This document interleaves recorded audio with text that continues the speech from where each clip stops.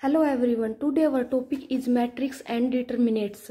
आज हम देखेंगे मैट्रिक्स और डिटर्मिनेट्स कैसे फाइंड आउट करते हैं। तो इसलिए हम आगे इसमें देखेंगे कुछ स्टेप्स। जैसे फर्स्ट स्टेप हम सबसे पहले क्या पढ़ेंगे, definition and type of matrix. फिर हम देखेंगे कि जो एडिशन होता है, सब्ट्रैक्शन होता है, मल्टीप्लिकेशन होता है और जो डिवीजन होता है किसके अंदर, मैट्रिक्स के अंदर, वो कैसे कैसे होता है। फिर थर्ड स्टेप हम देखेंगे कॉन्फॉर्मेलिटी और commutation of matrix. Fourth point हम देखेंगे ब्लॉक फैक्टराइजेशन ऑफ मैट्रिक्स।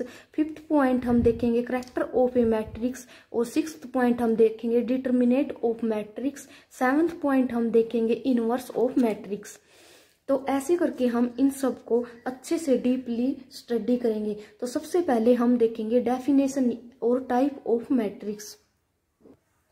तो डेफिनेशन और टाइप में डेफिनेशन क्या होती है मैट्रिक्स की। मैट्रिक्स क्या कहती है कि जब कोई भी चीज एक बॉक्स के अंदर, या फिर हम बोल सके कि वो सिंबल ड्रॉ करती है, सिंबल या फिर नंबर्स को ड्रॉ करती है, या फिर हम लिख सकते हैं सिंबल को या फिर नंबर को किसकी फॉर्म में, रो और कॉलम की फॉर्म में, इन ब्रैकेट के अंदर, तो वो क्या कहलाती है, हमारी मैट्रिक्स कहलाती है। जैसे हम कोई भी लें 2, 3, 4, 5, तो ये हमारी क्या होती है, रो होती है, और ये हमारे क्या होते हैं, नीचे की साइड जो होते हैं ये हमारे क्या होते हैं, कॉलम, जिनको हम रो और कॉलम की फॉर्म में ड्रा कर दे इन ब्रैकेट में, तो वो हमारी क्या कहलाती है, मैट्रिक्स। अब हम देखते हैं टाइप ऑफ मैट्रिक्स। मैट्रिक्स बहुत टाइप की होती है, जैसे रिएक्टेंगुलर मैट्रिक्स। रिएक्टेंगुलर मैट्रिक्स कौन सी होती है, रिएक्टेंगुलर मैट्रिक्स वो होती है जिसके अंदर रो और कॉलम, रो को मैं एम और किससे, एन से डिनोट कर देते हैं, तो इससे हम इजिली सारी के सारे टाइप्स स्टडी कर पाएंगे। तो जिन मैट्रिक्स के अंदर एम नॉट इक्वल है एन, इसका मतलब कि रो और कॉलम इक्वल नहीं है, तो उनको हम क्या बोलेंगे, रिएक्टेंगुलर मैट्रिक्स। देखो हम एक एग्जांपल लेके चलते हैं। अगर 1 2 1 1 0 -1 0 3 5 6 7 8, ये मैट्रिक्स, इसके अंदर m not equal to n, इसके अंदर जो कॉलम है वो कितने हैं, 4, लेकिन जो रो है 1 2 3, वो रो कितनी है, 3 है। देखो कॉलम कितने हैं, 1 2 3 4, और रो कितनी है, 1 2 3, तो रो कितनी है, सिर्फ 3। तो इसका मतलब रो और कॉलम इक्वल नहीं है, तो इसको हम क्या बोलेंगे, रिएक्टेंगुलर मैट्रिक्स। या फिर हम एक और एग्जांपल लेते हैं इसका, 0 ब्रैकेट के अंदर 0 1 2 3 4 5, तो ये हम लेते हैं। तो इसके अंदर देखो रो कितनी है, 3, लेकिन इसके अंदर जो कॉलम है हमारे वो कितने हैं, सिर्फ 2। तो m not equal to n, row equal नहीं है किसके, कॉलम के, तो ये हमारी कौन सी मैट्रिक्स होगी, रिएक्टेंगुलर मैट्रिक्स। नेक्स्ट हम देखते हैं रो मैट्रिक्स।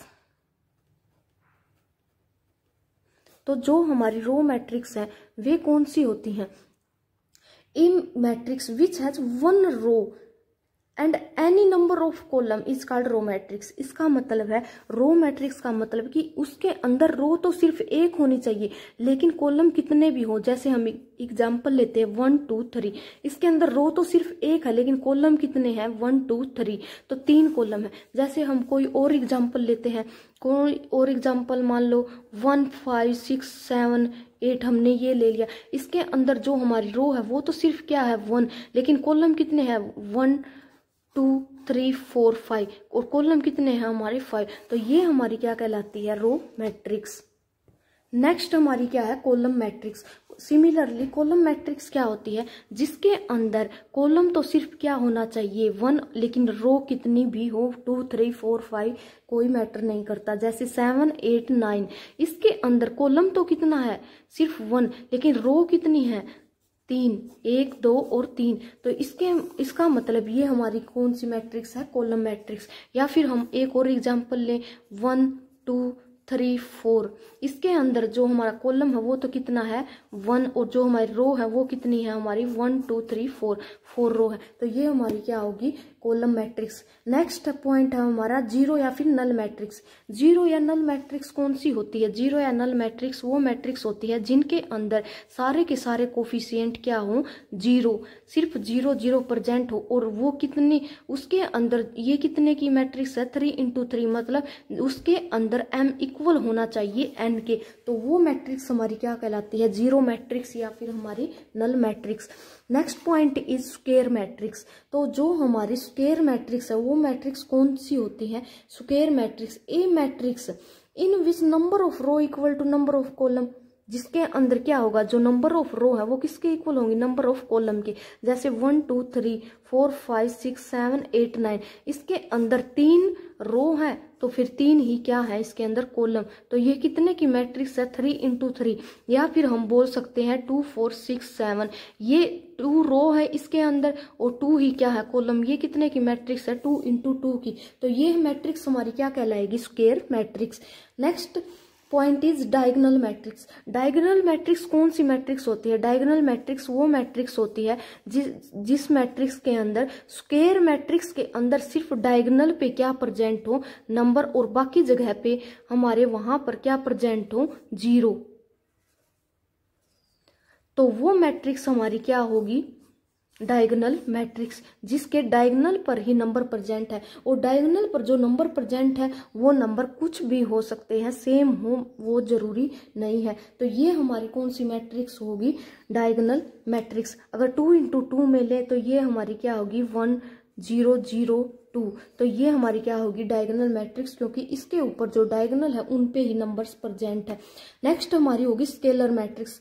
स्केलर मैट्रिक्स कौन सी होती है? स्केलर मैट्रिक्स कहती है कि जो डायगोनल मैट्रिक्स है उसके अंदर जो अनइक्वल एलिमेंट है उनकी जगह पे इक्वल एलिमेंट प्रेजेंट हो। जो डायगोनल मैट्रिक्स है उसके अंदर जो अनइक्वल, मतलब 1 2 3 प्रेजेंट है, इसकी जगह पे या तो 1 1 ही हो जाए, या 2 2, या 3 3, या 5 5, जो भी नंबर हो लेकिन सेम हो तीनों जगह पे। जैसे कि हमने कोई मैट्रिक्स ले ली 5 0 0 0 5 0 0 0 5, तो ये मैट्रिक्स हमारी कौन सी मैट्रिक्स होगी? Scalar matrix.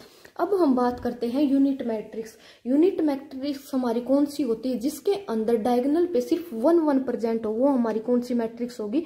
Unit matrix. देखो अब यूनिट मैट्रिक्स कौन सी होती है? जिसके अंदर डायगोनल पे क्या प्रेजेंट हो? सिर्फ 1 और 1 प्रेजेंट हो डायगोनल पे। तो ये हमारी क्या कहलाती है? Unit matrix.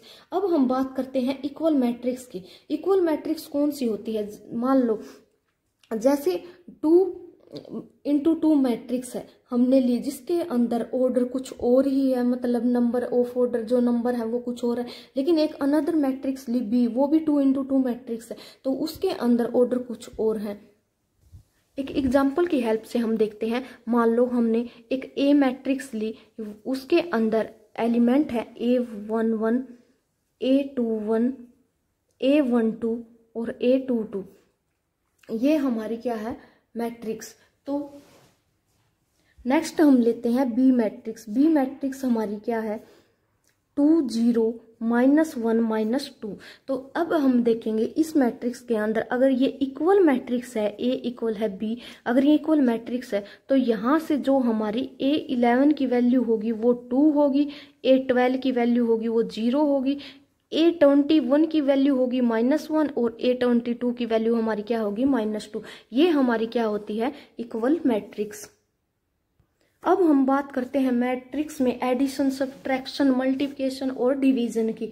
अब हम देखेंगे addition and subtraction of matrix. सबसे पहले हम देखेंगे एडिशन मैट्रिक्स। अब जो हमारी एडिशन मैट्रिक्स होती है और सब्ट्रैक्शन मैट्रिक्स होती है वो कैसी होती है? अगर हम एग्जांपल की हेल्प से समझे तो हम एक एग्जांपल लेते हैं 2 × 2 मैट्रिक्स का। मान लो 2 मैट्रिक्स है, एक ए मैट्रिक्स है हमारी 2 3 4 5, और जो हमारी अनदर मैट्रिक्स है वो हमारी क्या है? 1 2 3 4। तो अगर हम एडिशन करेंगे मैट्रिक्स का A + B तो वो किसके इक्वल होगी? जो हमारा A11 एलिमेंट है वो किसके साथ ऐड होगा? A11 एलिमेंट के साथ। A12 एलिमेंट है वो किसके साथ ऐड होगा? 1 2 एलिमेंट के साथ। A21 एलिमेंट है वो किसके साथ ऐड होगा? A21 एलिमेंट के साथ। और A22 एलिमेंट है वो किसके साथ होगा? A22 एलिमेंट के साथ।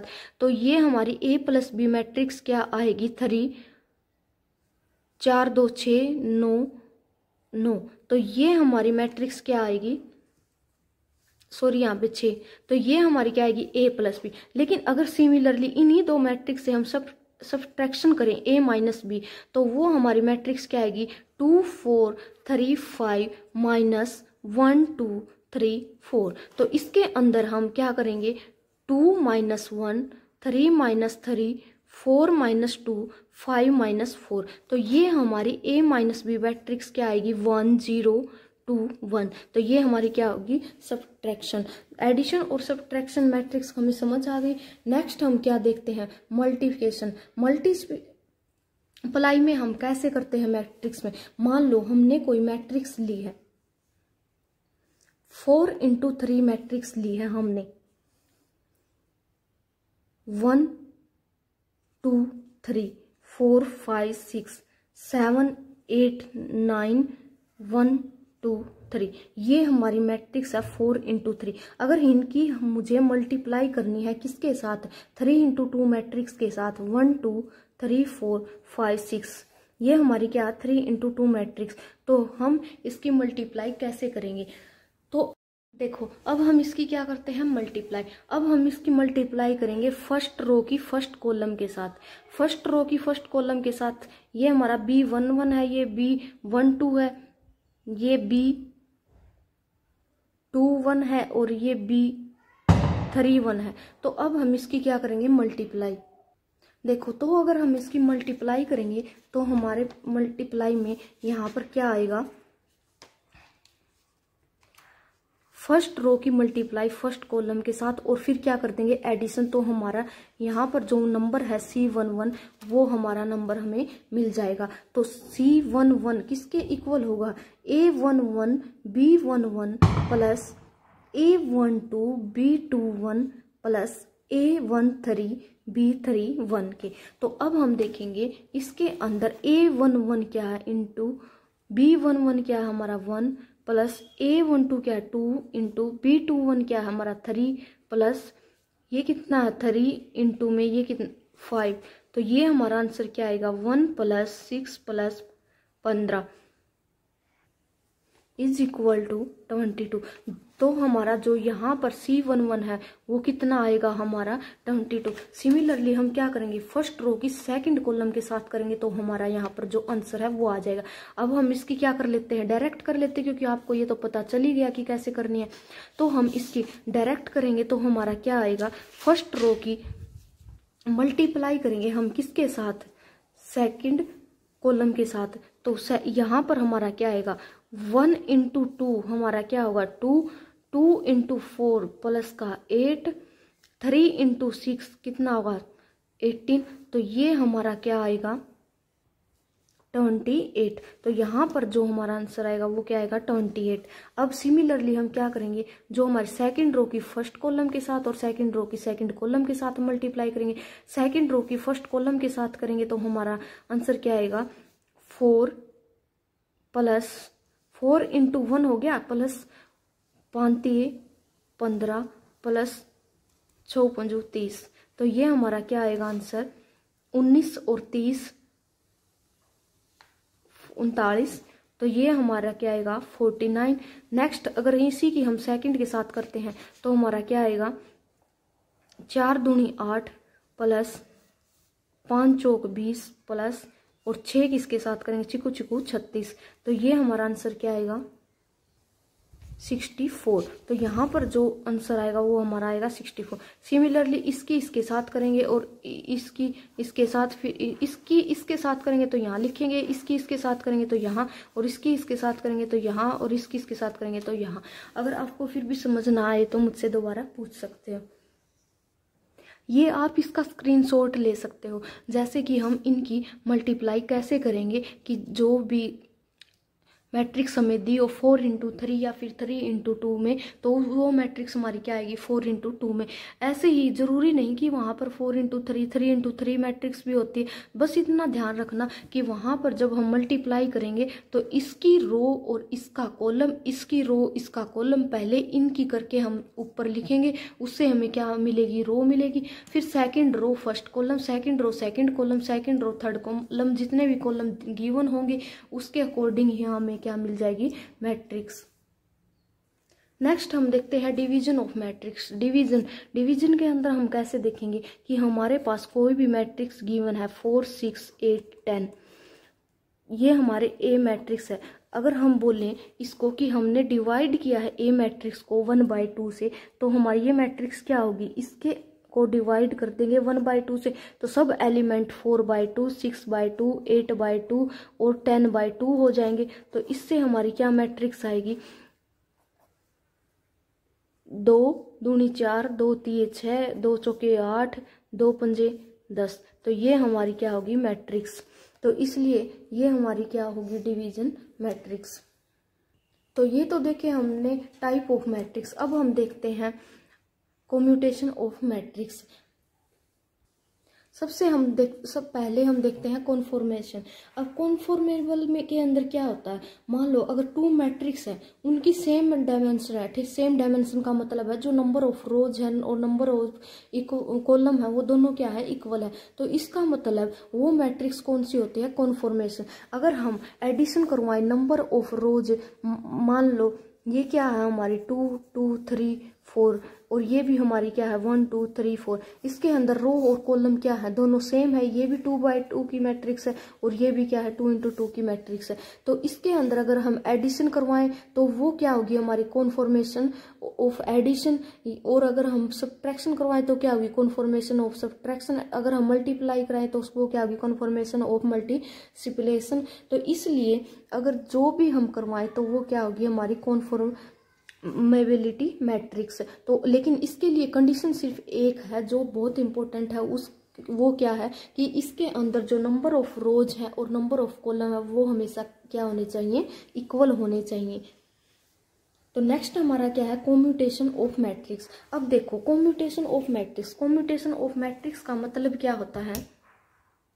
अब हम देखें कम्यूटेशन और मैट्रिक्स के अंदर क्या होता है कि भी जो XAB इज इक्वल होगा XBA।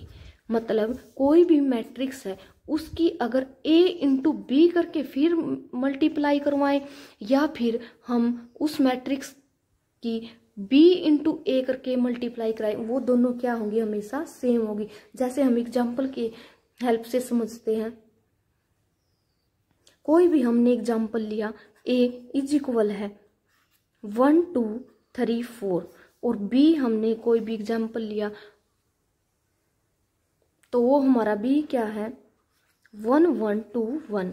तो ये हमारा B। अगर हम देखें कि A × B मतलब A × B ये किसके इक्वल है, 1 2 3 4 और इनटू में 1 1 2 1। तो अगर इन दोनों की मल्टीप्लाई कराएं तो इन दोनों की मल्टीप्लाई क्या होगी, फर्स्ट रो फर्स्ट कॉलम और first row second column, first row first column क्या होगी 1 × 1 प्लस 2 × 2 4, तो क्या आ जाएगी 5। सिमिलरली 1 2 की मल्टीप्लाई 1 1 से होगी तो क्या आएगी 1 × 1 प्लस 2 × 1, तो हमारी क्या होगी 3 और 3 × 1 और 4 × 2 8, तो ये हमारी क्या होगी 11 और ये हमारा क्या होगा 7।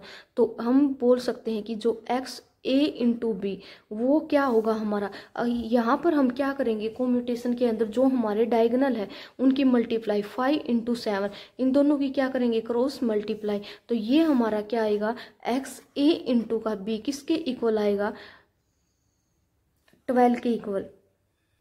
सॉरी यहाँ पर मल्टीप्लाई नहीं एडिशन करेंगे तो ये हमारा किसके इक्वल आएगा 12 के इक्वल। 7 प्लस का 5 तो ये हमारा किसके इक्वल आएगा 12 के। तो अब हम अपोजिट करके देखें, अगर B × A करें तो वो हमारा क्या होगा B × A। B मैट्रिक्स कौन सी थी ये, और A मैट्रिक्स कौन सी थी, ये वाली मैट्रिक्स थी। तो इनके अंदर अगर हम करेंगे तो वो ये क्या आएगा 4 6 5 8।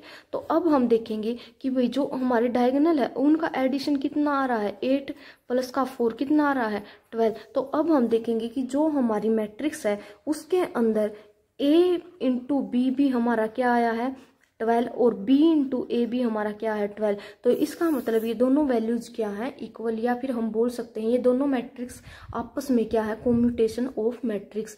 ऐसे हम चेक करते हैं कॉम्यूटेशन ऑफ मैट्रिक्स। अगर दो मैट्रिक्स गिवन है तो उनकी मल्टीप्लाई करेंगे। पहले तो हम जो मैट्रिक्स फर्स्ट है फिर और सेकंड है उन दोनों की फर्स्ट सेकंड मल्टीप्लाई करेंगे और जो डायगोनल होंगे उनको हम क्या कर देंगे ऐड कर देंगे। फिर हम क्या करेंगे जो मैट्रिक्स गिवन है उसके अंदर जो सेकंड वाली है उसको फर्स्ट में रखेंगे और फर्स्ट वाली को सेकंड में और मल्टीप्लाई करेंगे और फिर उनके जो डायगोनल होंगे उनको हम क्या कर देंगे ऐड कर देंगे। अगर उनकी एडिशनल डायगोनल की दोनों की सेम आती है तो इसका मतलब वो मैट्रिक्स कौन सी मैट्रिक्स है कॉम्यूटेशन ऑफ मैट्रिक्स। अब हम देखते हैं block factorisation of a matrix. Block factorisation of a matrix कौन सी होती है when we can lower down the order of matrix. मतलब जब हम कहाँ जाते हैं लोअर डाउन मतलब नीचे की साइड जाते हैं मैट्रिक्स में, तो हम देखते हैं कि जो मैट्रिक्स होगी वो हमारी कौन सी मैट्रिक्स होगी ब्लॉक फैक्टराइजेशन ऑफ मैट्रिक्स। ये हम कैसे चेक करते हैं देखो, ये हम